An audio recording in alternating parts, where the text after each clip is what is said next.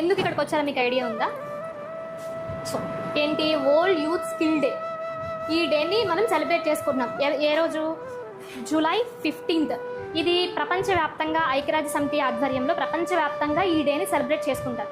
ఈ డే యొక్క స్పెషాలిటీ ఏంటి అని అంటే గట్లా ప్రతి మనిషికి ఏదో ఒక స్కిల్, అంటే ఏదో ఒక వృత్తి తెలుసుంటే, అగ్రికల్చర్ అవ్వచ్చు, కంప్యూటర్ అవ్వచ్చు.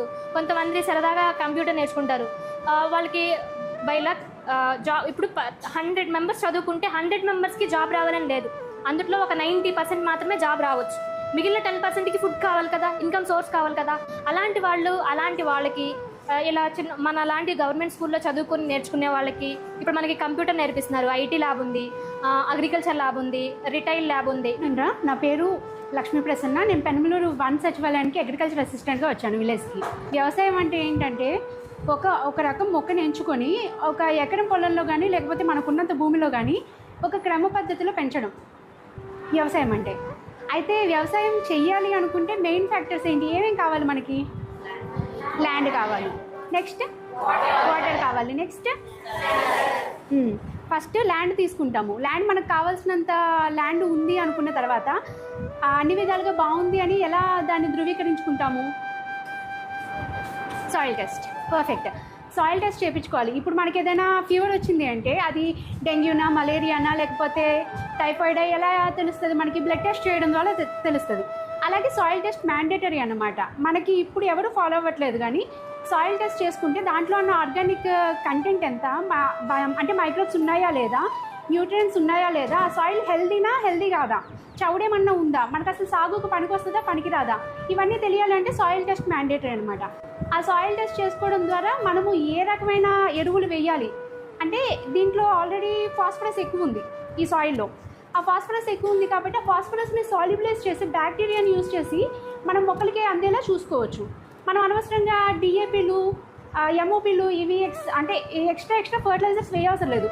పొటాష్ ఎక్కువ ఉంది, పొటాషియం మొబిలైజింగ్ బ్యాక్టీరియా యూజ్ చేసుకోవచ్చు ఆర్గానిక్గా. ఈ రోజుల్లో సాగు చేయాలి అంటే మనం ఖర్చు తగ్గించుకోవాలన్నమాట. సో సాయిల్ టెస్ట్ చేసుకుని అవసరమైనంత మాత్రమే ఎరువులు కానీ ఏదైనా కానీ వాడాలి. నెక్స్ట్ సీడ్, విత్తన శుద్ధి అంటారు, విన్నారా?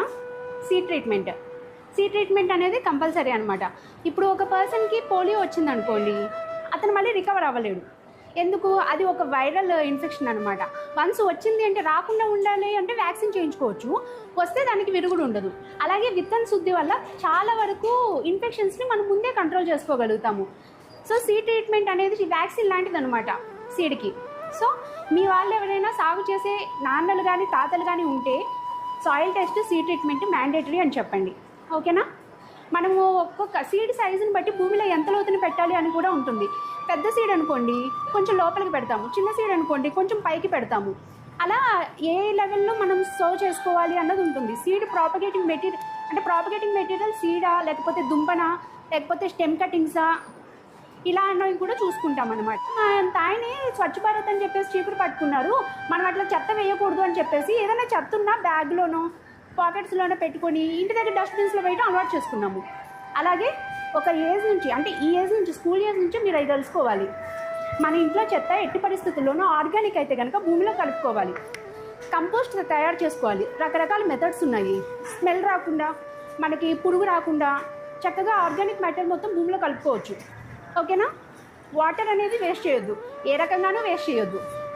మన పిల్లలు వాటర్ కోసం ఆకాశం వైపు చూడగా ఇంకుడు గుంతలు లేదా ఫామ్ పాండ్స్ అనే వాటి ద్వారా నీళ్ళని నిల్వ చేద్దాం.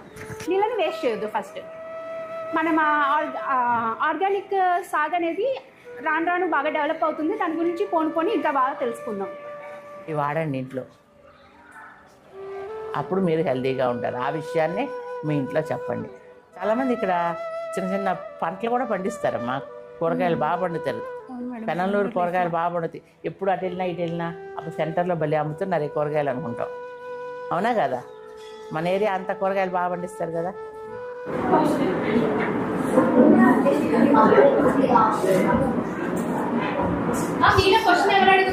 నేనా?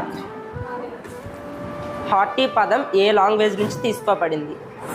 లాటిన్ వర్డ్ నుంచి తీసుకోబడింది.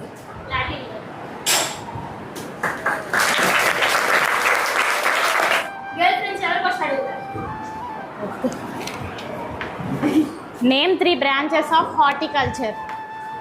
తను ఏమడిగిందంటే ఎనీ 3 బ్రాంచెస్ ఆఫ్ హార్టికల్చర్. మీలో ఎవరు ఆన్సర్ చేస్తారు? Pomology, olericulture, floriculture. కరెక్టేనా? Correct. Study of floriculture. Study of floriculture అంట. మీలో ఎవరు చెప్తారు? Study of cultivation of flowers. Flower cultivation ని ఫ్లోరికల్చర్ అంటారు. వెజిటేబుల్ కల్టివేషన్ ఏమంటారు? వెజిటబుల్ కల్టివేషన్ ని ఏమంటారు? వర్లీకల్చర్.